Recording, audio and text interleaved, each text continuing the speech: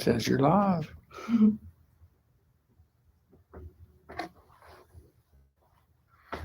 we'll see if we go on live here.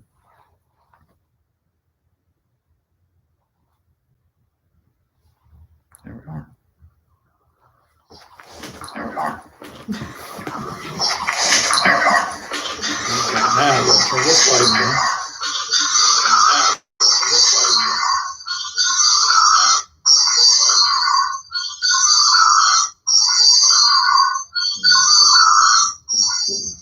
There we go.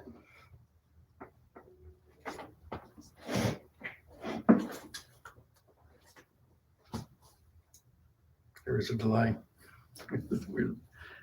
Good morning, everybody. We're at Coffee Talk with Clergy.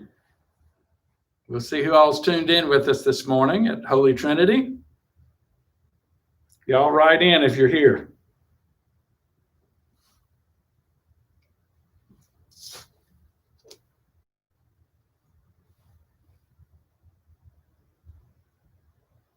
Let's see, the Friedenreichs are here.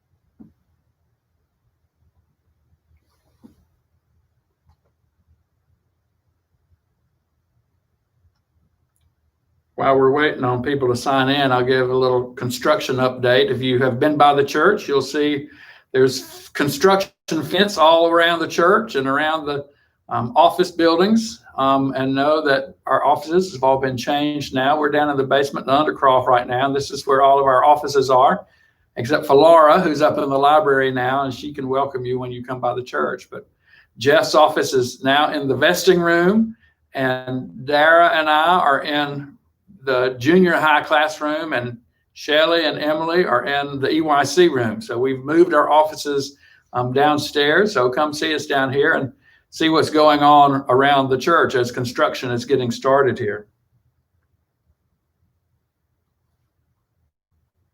Morning, Lee. Good to see Lee Nix with us today.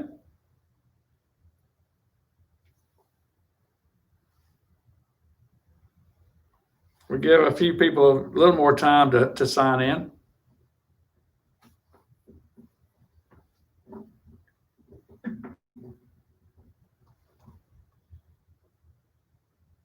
We had great worship this morning at 9 o'clock out on the lawn. If you were with us, it was in the shade. You can see we're moved down to the shady end of the event lawn. Much better down there than it was out in the sun the past 2 weeks.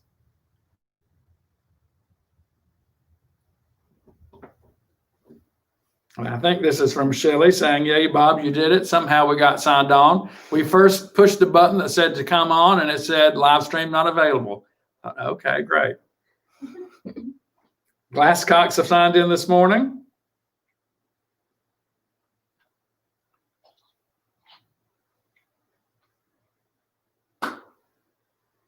Hey, Robbie Lackey's made it. Is this about 6 weeks in a row, 7 weeks in a row? Robbie's been with us for Sunday school.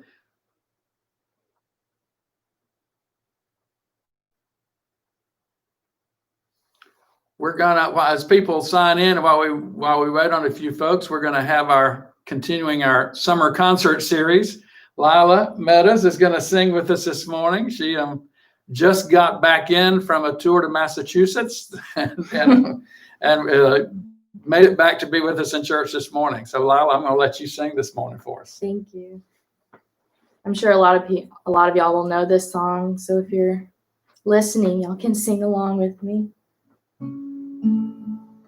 Come thou fount of every blessing, tune my heart to sing thy grace.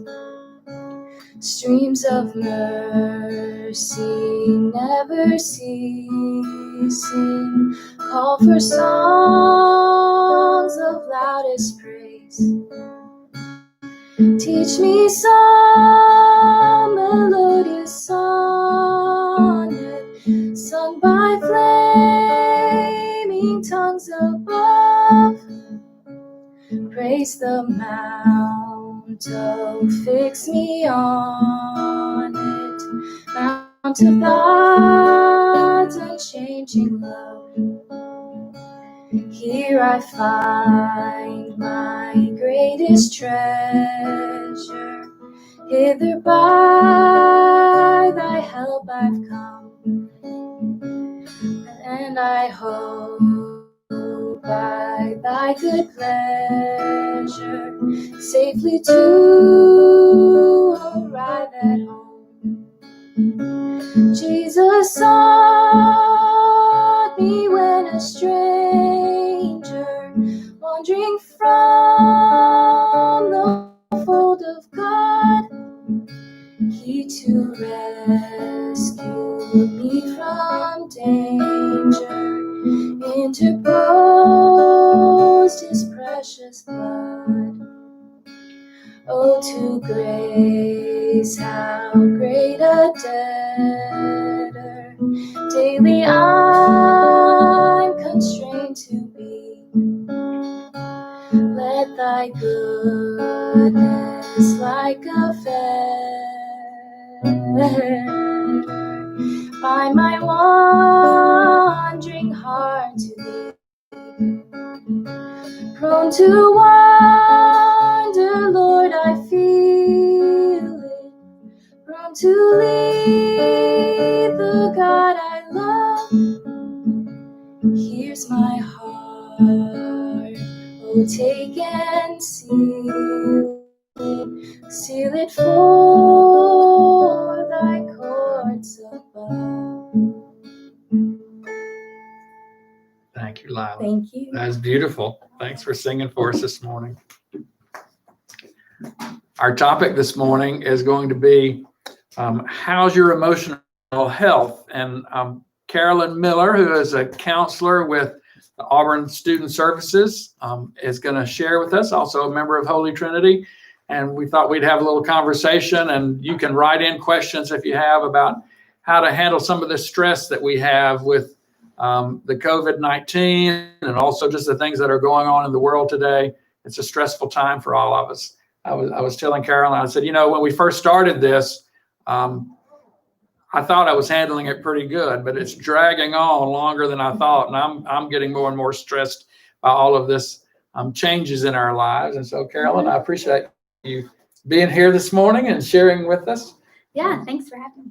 I think my two questions that I had was, how do we recognize our stress, or if we're stressed, and then what can we do about it? So I don't know. You want to share some with us?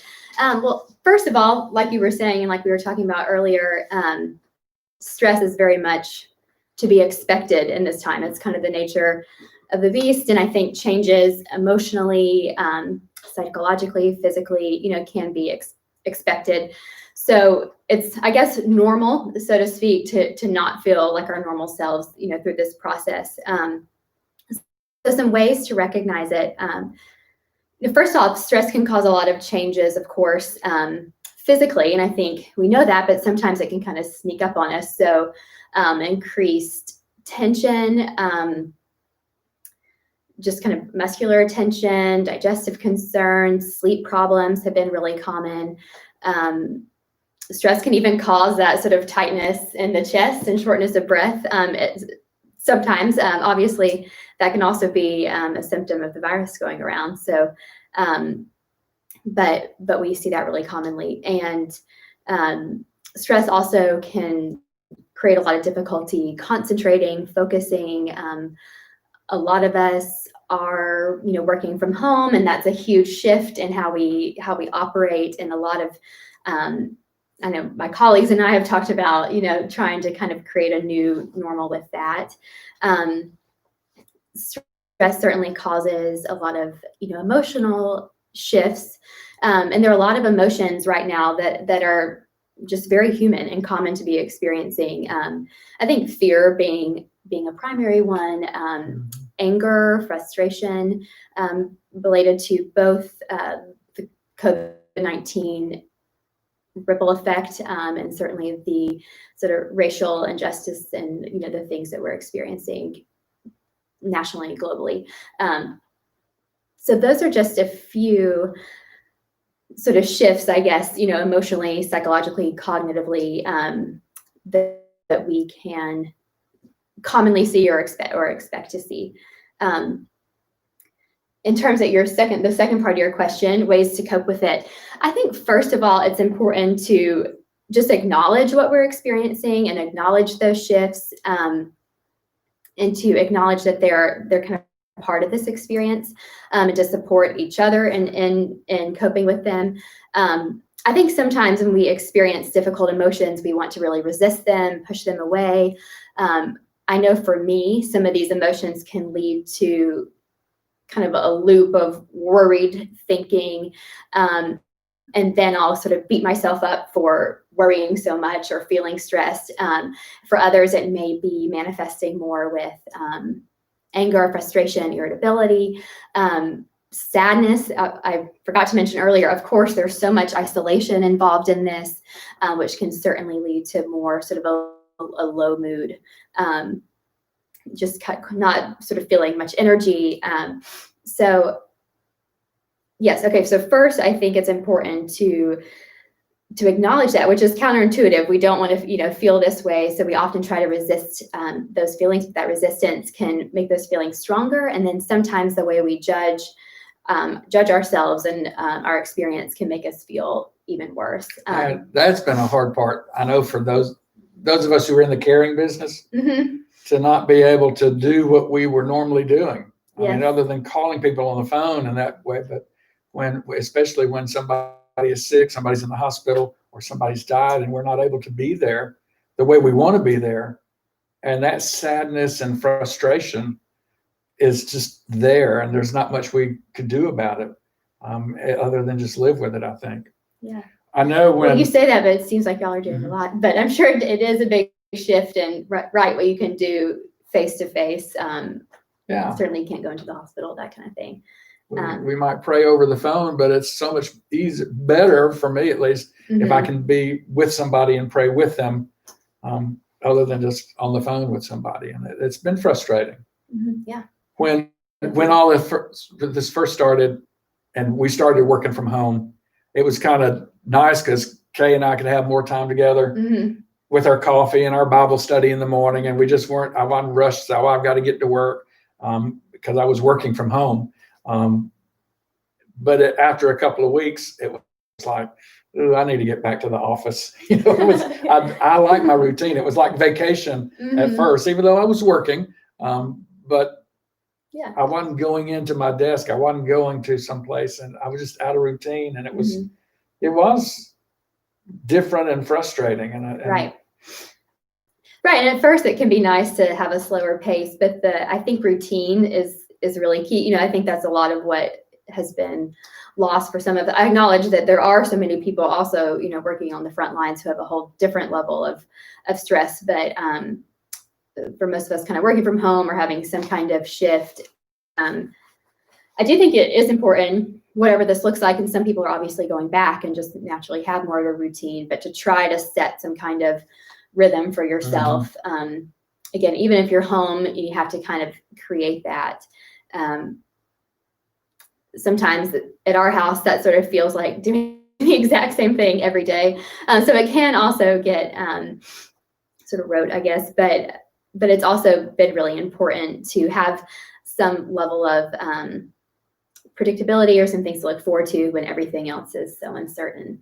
And that can look different for different people. But I was talking to one young couple, and I was kind of joking, but we had said, "Oh, I bet there are going to be a lot more babies coming in about 9 months." And she said, "Well, there'll probably be a lot more divorces in the next 9 months," because I think they were both trying to work from home, and discovering the stress of having children at home, having to both have to work at home, having to share that space again, I think. Right. There are a lot of families kind of doing everything all at once, where it used to be more, compartmentalized. So, and I can't imagine if you were having to homeschool at home, right, and do everything that you were having to do. Right. So, any suggestions on how to deal with some of this? I think that, Well, like I mentioned, to some degree, trying to find some level of rhythm and routine, which I'm sure a lot of people have already done. Some people might be wanting a break from that to some extent. So I guess as we learn more about what's safe to do or what sort of a measured risk, and I guess that's a different barometer for everybody, but it can be helpful to also have some difference in the day, but some kind of rhythm. And I think it's helpful, of course, to have some physical movement or physical hobby that certainly just releases stress and sort of helps regulate our nervous systems, and to take care of all of those parts of ourselves, to have a spiritual practice. I know we've found that a lot of comfort in the liturgy and kind of the rhythm of that, and to try, of course, to find ways to connect with people, whether that's virtually or at a social distance, whatever works for people's comfort levels. But the isolation is so difficult, and social connection, we know, is so important to deal with a range of life struggles. So, and you mentioned, helping people, though a lot of our typical outlets for that might not be there. But so many of us, are in need in this time, and, it can also help us sometimes, we use them to always feel a bit more, I guess, perspective when we can connect to somebody else. So, Kay is wonderful about this because she helps me, but she's the extrovert in the family.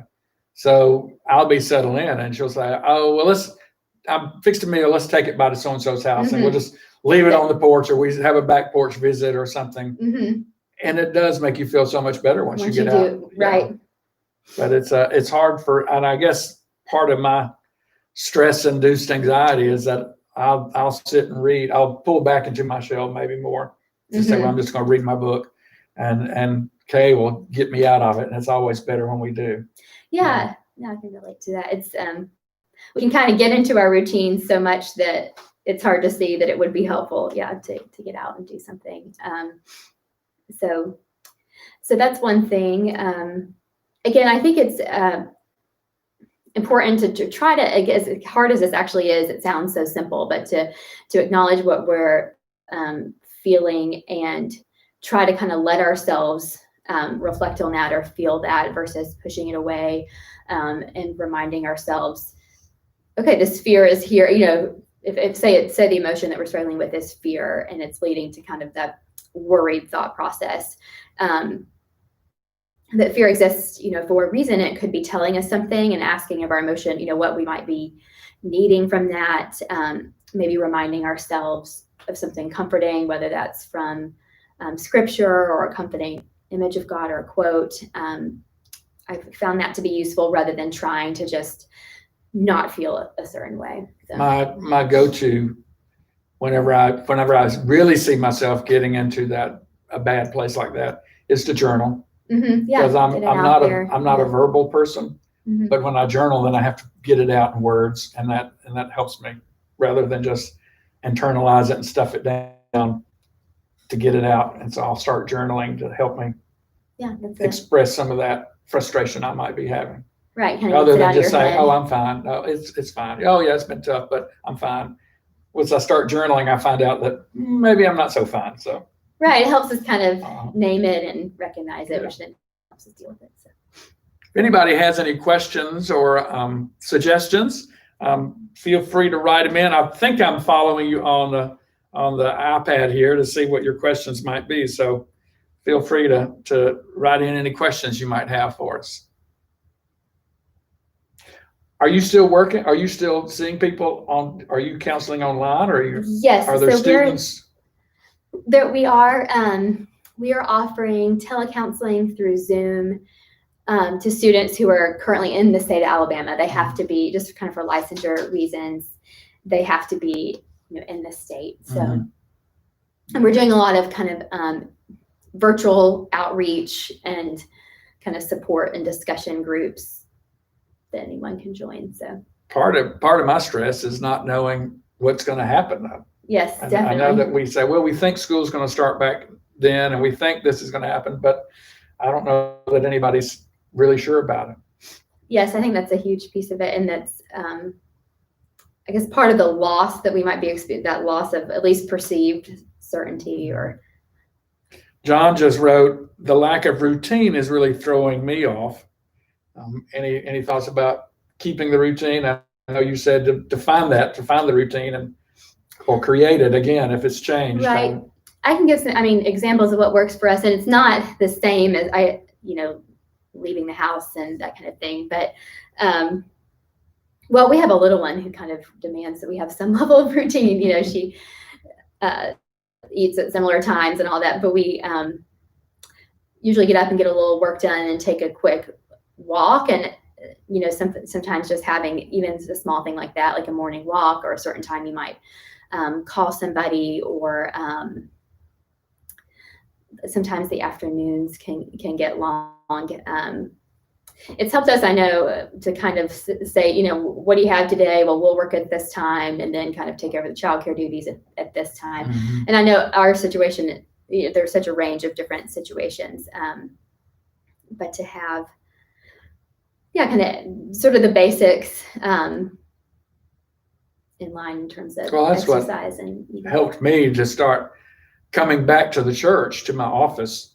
Even if it was just on 2 hours a day, I still felt like I was coming in to work, still had something to do. Mm-hmm. And even if I came up here and just made phone calls, which I could have made phone calls at home, but to be at my desk helped me to have my space and my routine. Kind of a separate place. Mm-hmm. Yeah. Bill Walsh just wrote, is meditation helpful? Yes. I think so. Of course, yeah, it is. To find that quiet space and to meditate on something that is not stressful. Especially with, and not just the COVID, but all the unrest in our country, to turn off the TV and to meditate on scripture, or to meditate in our garden and on the birds or whatever. Mm-hmm. It's been helpful to me to focus on some positives in this time of not a lot of positive. Right. I think that is, and you mentioned turning off the news, I think is important at times, even though I know we have to be informed to some degree. But with meditation can also help with some of what I was talking about earlier of just kind of letting yourself acknowledge what you're feeling and going through. I think it's helpful, and I recommend this a lot to my students, but to have, guided meditations too. And there are just tons and tons of apps out there. And I think some of them have, discounts right now, or various podcasts. So Headspace is one of the really popular ones. I like a psychologist named Tara Brach, B-R-A-C-H, who is of more kind of Eastern tradition, but I think it can be applicable as well. So, any other questions out there? Does anybody have any comments to make to this morning before we sign off for this coffee talk? One thing, the church is open now, the sanctuary. And so if you want a place to come, it's been hard not coming to church, I know for a lot, but anytime the office hours are open, which are Monday through Friday, you can come sit in the church. If you'd like to get in your own pew again, you'll be by yourself. You can wear your mask, but you wouldn't have to if you're by yourself, but you can come to the church and just have some quiet time in the sanctuary. Is a nice thing right now. We've opened the church back up. Randy's cleaning it well, so it's a safe place to be as well. So you can come to church. I think we got a new.